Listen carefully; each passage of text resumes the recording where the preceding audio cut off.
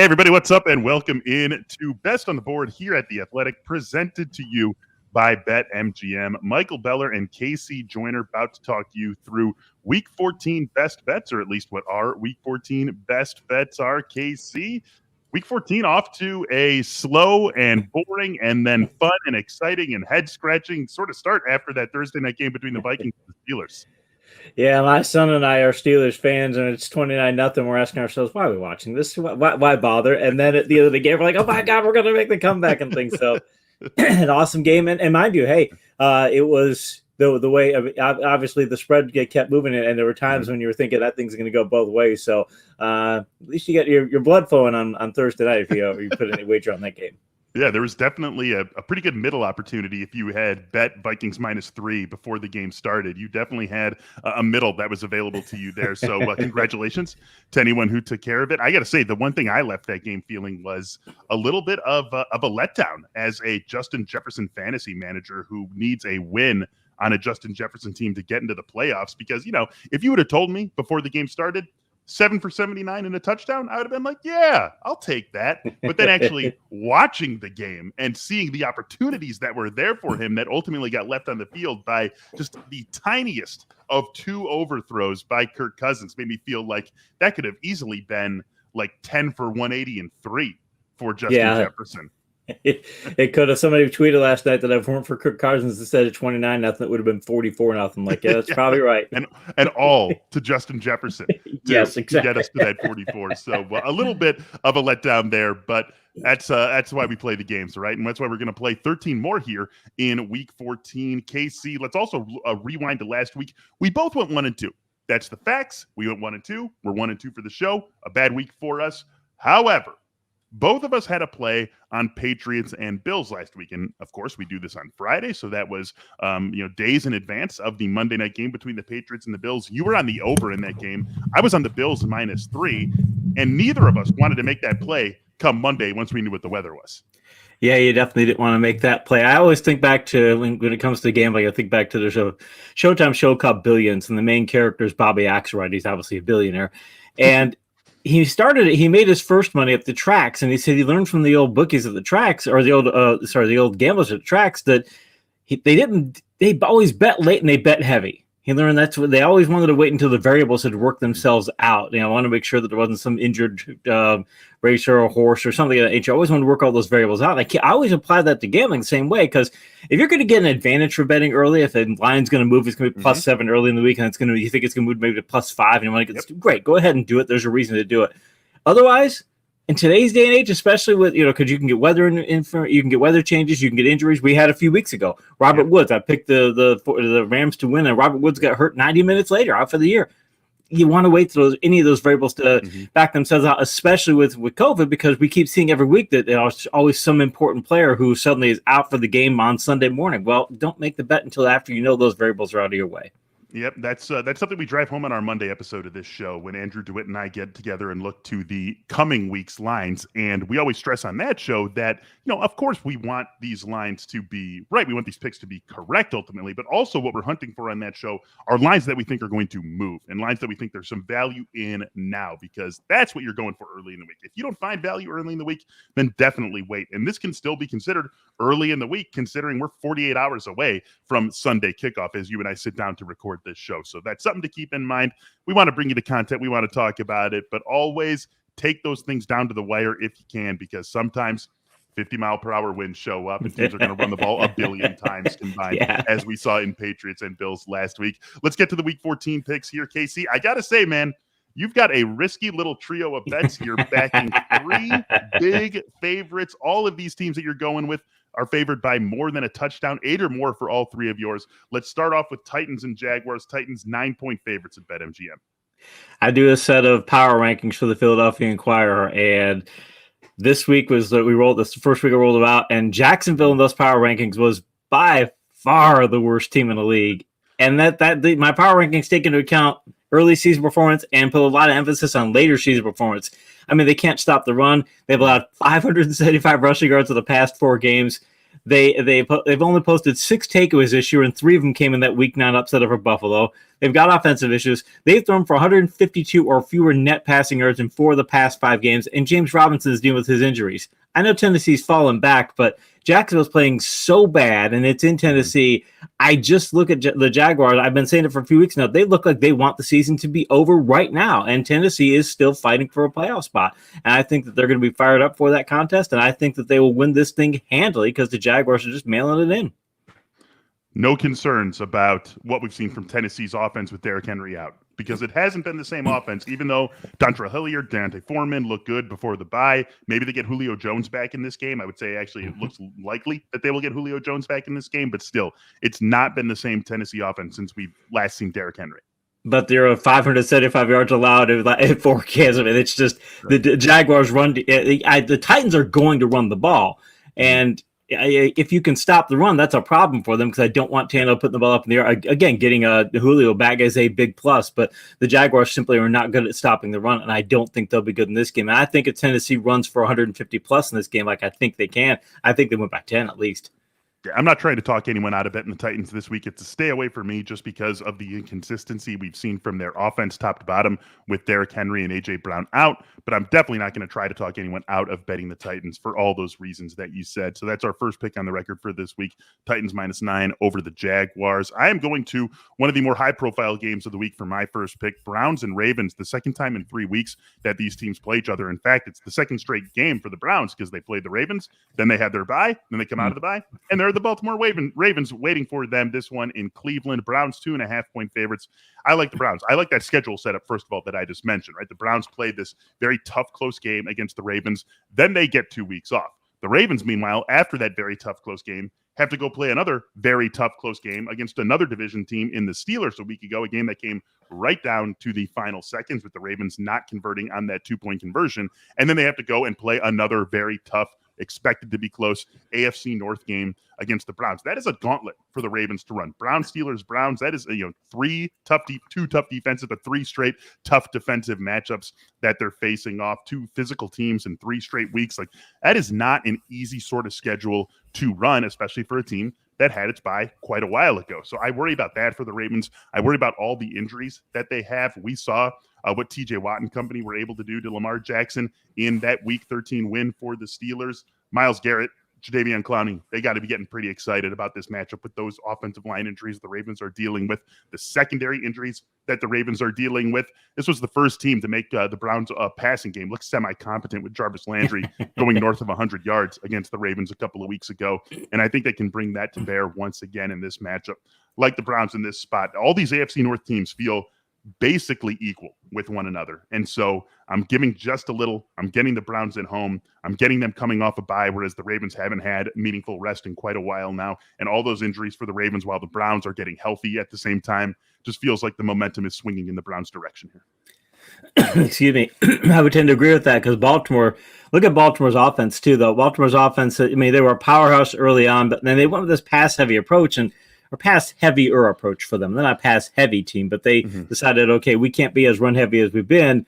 And it worked for a little bit, but now there's talk that, hey, they're thinking Romans doesn't have the answers here. And you're just looking, they've scored 19 or fewer points in 4 straight games. Yep. They've scored 19 or fewer points in 5 of the past 6.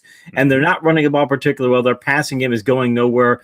And if you take, like you said, if we saw the Steelers in the first half, they were worn down from that Baltimore game. And then finally Tomlin must have given a great halftime speech and turn it around. Baltimore's going to have to do the same thing. And like you said, they're dealing with a ton of injuries. It's just, and a 3rd straight game, and facing a team on coming off of a bye like that, I love all those elements coming together for the Browns. I do agree with you in this pick. Yeah, team that knows it really, really well. Also, when you look at what the Browns can do to the Ravens, and I talked to Jeff Zrebiec, our Ravens beat writer, earlier this week, and he said that Lamar just doesn't look right now. He's not seeing open receivers. He's not trusting when receivers are open when he does see them, and it's just not exactly the formula you want to bring into a matchup against a Browns team, a healthy Browns defense. And fantasy managers are quite unhappy with Lamar right now too. I can speak from experience. That is absolutely true. You mentioned 5 of 6 with 19 or fewer points, right? And Lamar's played 4 of those games. Right, Tyler Huntley was in there for the game against the Bears that they won, only scoring 16 points. But this has been a bad offense now for more than a month, and I think the Browns are built to take advantage of that. Let's get to your second pick here, KC. We've got the Chargers 10-point favorites against the Giants. You mentioned when we were talking about wait till the last minute if you can to make your bets because of a number of things, including COVID issues. Well, the Chargers dealing with that right now. Mike Williams not going to play. Keenan Allen, maybe a little bit more optimistic for him, but still on the COVID list as of our conversation happening right now. But you still think the Chargers win this game comfortably? I do, and it's sort of like with the first game because it's as much about where the Chargers are as where the Giants are. The Giants, and this again, I don't want to caveat these things, but it looks like they're going to be playing Mike Lennon as the quarterback. Yep. And but he might not even play. So they're going to either the second string quarterback or a third string quarterback. They've got all kinds of wide receiver injuries, and you never know if Tony or Shepard or Galladay. You never know if they're going to be playing and how well they're going to be playing. And I keep looking at that and going, this offense, the Giants. I mean, they've allowed 20 or fewer points. The Giants' true wide receivers are on the injury report. They could potentially miss this game. Daniel Jones is out. Mike Lennon may miss this contest due to concussion. All those things. And Los Angeles, they tend to get into a lot of shootouts. And they're 4-1 in those type of matchups and 6-1 when they score 24 more points. And the only team that have not scored 6 or more points, that many points against of late, is New England in Week 8. So it's the only shootout game that they lost, I should say. So if the Chargers can get this game into a shootout, which I think they can on their end of it, in fact, if they're getting into a shootout, but they're already going to be scoring 20. A shootout, in my estimation, is where each team scores 24 more points. So if the Chargers are scoring that many points, and I think that they can, I think they'll win this contest, even if the Giants are able to keep up in shootout mode. And I don't think they'll be able to keep up in shootout mode if Mike Lennon or replacement is in there. Jake Fromm. Yes, Jake Fromm. Yeah. Jake Fromm getting his first NFL action. Yeah, Jake from State Farm. Yep, if he gets, if he's out there, I mean, whichever one it is, I just think there's so many injuries there that I like the Chargers, but don't. Their issues, offensive issues. Hey, look, if Allen's out, I might change this pick, but it looks like he will play, and I just think they have enough firepower to score against the Giants, regardless. And again, this is more about how bad the Giants are than how great the Chargers are. You went to right where I was going to go. I would be wary of this pick without Keenan Allen. And it's not because taking Keenan Allen out of the picture also suddenly makes these even teams, but that's a big loss. That's an engine of this Chargers offense. And now you're talking about being down 2 receivers. I can get on board with Josh Palmer and Jalen Guyton making up for the absence of Mike Williams. I can't get on board with both of them making up for the absence of Mike Williams and Keenan Allen. I mean, Keenan Allen is a chain mover for this team. Keenan Allen is a guy who keeps drives alive. Mike Williams makes big plays. But, with what Keenan Allen does with Justin Herbert, be it Justin Herbert, with Austin Eckler, they can find ways to, instead of getting 50 yards on one play, get 50 yards on 4 plays. With Keenan Allen being the sort of chain-moving player that he is for the Chargers, now we're suddenly talking about taking a guy out whose absence could make drives start to stall and who can make the offense suddenly this herky-jerky group that is now operating in fits and starts rather than having a smooth plane of offense throughout the game. And that's where I would get concerned about them laying 10 points. I wouldn't want to touch this if Keenan Allen isn't playing. If Keenan Allen is playing, I feel totally comfortable with the Chargers being able to win this game because the Giants are a shambles right now, and there's really no reason to think that that's going to change until 2022 at the earliest, and even that might be something of a stretch for this New York Giants team. I'm going to take us back to Ohio for my second pick, KC. I guess this game is this game is being played in Ohio. Give me the Cincinnati Bengals, 1.5-point underdogs against the San Francisco 49ers. This feels like a major overreaction to what we've seen from the Bengals last week. And KC, we've talked about this now in a few different contexts. Like, the 49ers are going to be down likely 2 key players on offense. And 1 player, you can paper over that, but 2 players is hard for any team. They're likely going to be without Deebo Samuel. They're likely going to be without Eli Mitchell. And I just think that this team is in a lot of trouble when they can't replace those 2 guys.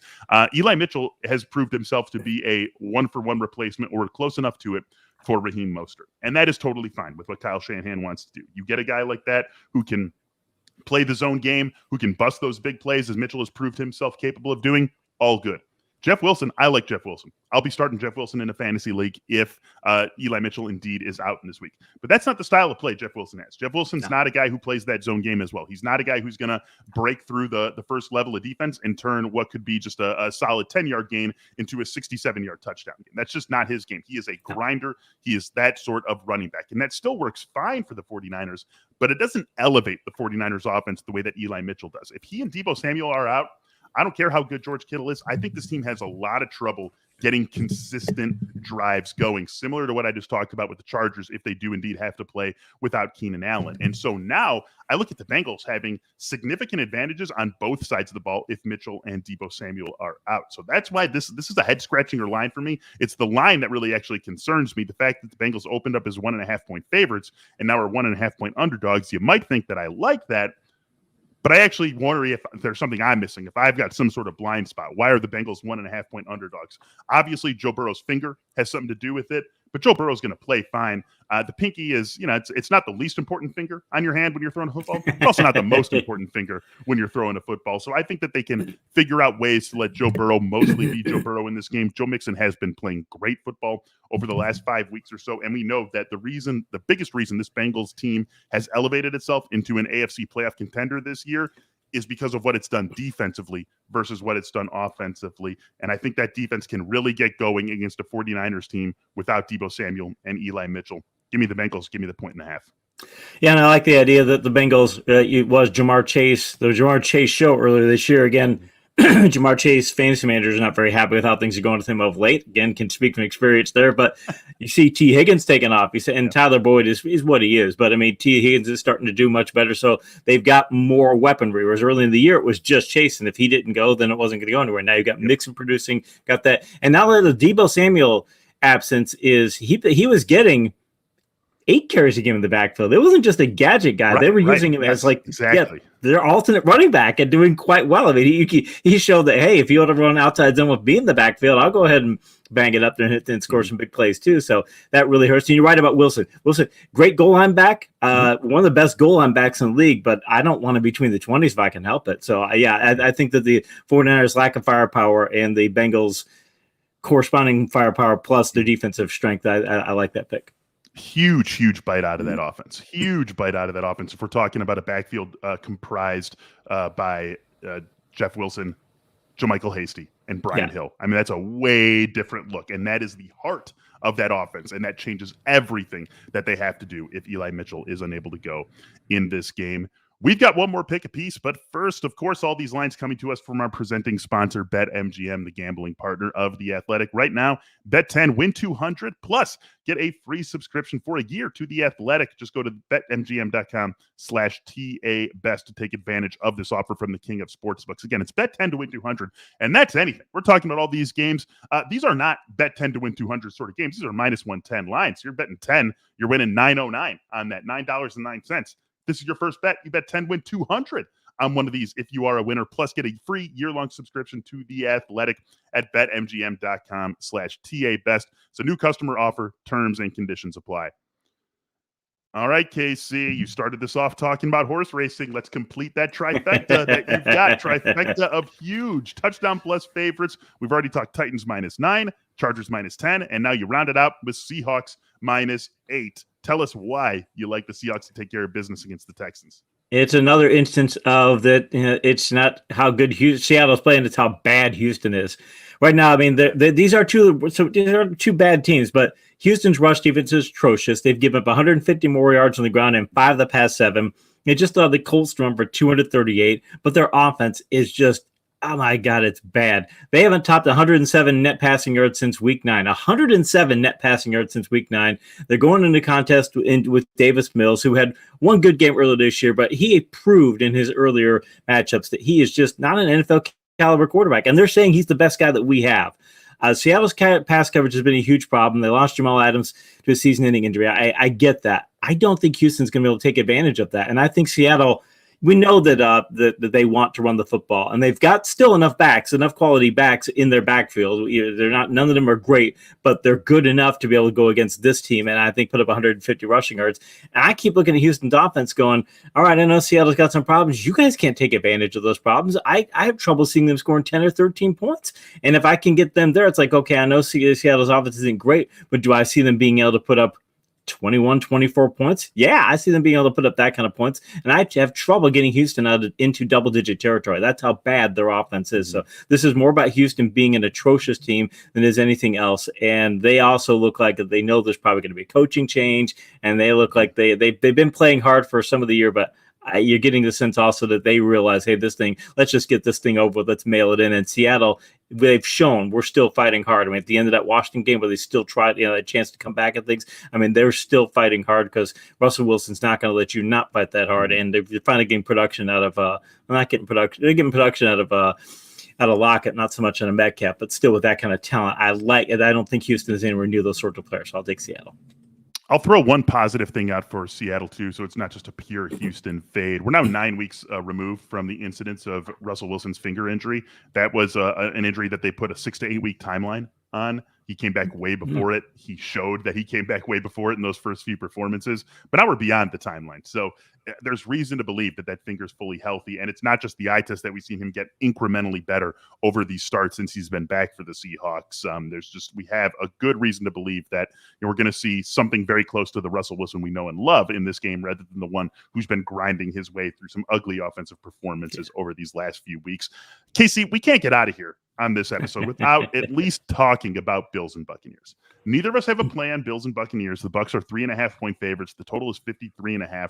We're not making a play on that, but it's the game of the week. It could be the Super Bowl. So we can't just not mention it. So I'm going to have a play from it. But first, if you were forced to play it, which way would you lean on that game? I would lean Bucs because their secondary is getting healthy. They're not playing as well as they have, but they've got Carlton Davis, Sean Murphy-Bunting, Jamel Dean. They've got those players back in their secondary, and they're rounding themselves back into shape as to what they were. They're not playing at the level they were at their peak, but now you've got their secondary at that level. And you just have Buffalo losing Tre'Davious White. We didn't see it on Monday night because the teachers only 3 passes, so they didn't test it. But I mean, now you've got Buffalo's secondary. And now, okay, I get that their other players are pretty good in their secondary, but now you're facing Mike Evans, you're facing Godwin, you're facing Gronk. You've got those big play players. I just think the Bucs will be able to put up more big plays than the Bills, and I would take the Bucs in this one to win. So I would lean Bills, but again, I'm uncomfortable with it with as good as the Bucs have been. If I was going to make a play on anything, it'd probably be the over 53.5. I trust the Bucs offense for the reasons you said, and I trust the Bills offense getting to go play in the nice warm climes of Tampa after what they had to deal with last week. Like this, I mean, the Bills, one of my least favorite tropes in football is, like Bear weather, Bills weather, just because like the fans are used to the cold. Suddenly, like the football players who are from anywhere other than Buffalo are going to be good in the cold too. Like the Bills are built to play in warm weather. This is a team that wants to throw the ball 40 times, that wants to get Steph Diggs and Emmanuel Sanders going deep down the field. Like this is not a team that's meant to play in garbage winter weather that we get in most of the country once we get to this time of year. So now they get to go do that. Now they get to go do that down in Tampa, and I think both offenses are going to be playing pretty freely in this one. So I like the offenses in this game, and that is part of the reason why my actual play for it is Mike Evans anytime touchdown at plus 100. Who covers Mike Evans? Who stops Mike Evans in the red zone with Tre'Davious White out for the Bills? No one. Mike Evans is a touchdown maker. He has been his entire career. That's what he's done for the Buccaneers this season. You know who's going to stop Mike Evans? If anyone stops Mike Evans, Casey, it's Gronk. It's going to be Gronk scoring like 3 touchdowns. He did it last week, right? Mike Evans went, like 7 for 99 for the Buccaneers a week ago against the Falcons, and Gronk got 2 red zone touchdowns. Like that's who stops Mike Evans in this game from getting in the end zone. So I love Mike Evans to get in the end zone, plus 100. Give me that all day over having to fight for minus 115 props on yardage or whatever. No. Not going to mess around with that. No one can man up with Mike Evans on the Bills defense with Tre'Davious White out. I think he gets in the end zone, and I get even money on it also. Looking here at the coverage numbers for the Bills since week 10 per True Media, and I'm looking at Players who have allowed a touchdown in their secondary in that time frame: Taron Johnson, Jordan Poyer, Dane Jackson, Micah Hyde, and Jackson's getting more play with Trey Davis White's absence. So, I mean, everybody has basically a lot. Even Trey Davis White had allowed a touchdown, and obviously he's out now. But everybody has at least one. I mean, this is not a shutdown secondary. They do certain things well, but if you say, okay, we're not going to be able to keep people out of the end zone, they just. And again, White was their whole defense. Their whole pass coverages. We know he can take one side. We can do all the things to shift coverage elsewhere. And if you can't concentrate on stopping Evans because you got to think about Gronk and you got to think about Godwin too. Like you said, when you get to red zone, you pick your poison. And I think the Bucks should get enough chances to where Evans won't have just one chance to score a touchdown. I think multiple. Just doing some quick calculation, the implied total on the Buccaneers being 3.5-point favorites in a game with a total of 53.5 is 28.5. That's the Buccaneers implied total. 20.5 points, 4 touchdowns. Yeah. One of those, if not more, is going to end up in Mike Davis's hands. That's going to do it for us here on this episode of Best on the Board. Thank you to everyone for joining us, for listening to us. Thanks to everyone who joined us on YouTube and watched this live as well. For KC, I am Michael Beller. We wish you a happy weekend, and more importantly than that, happy betting. We'll talk to you soon.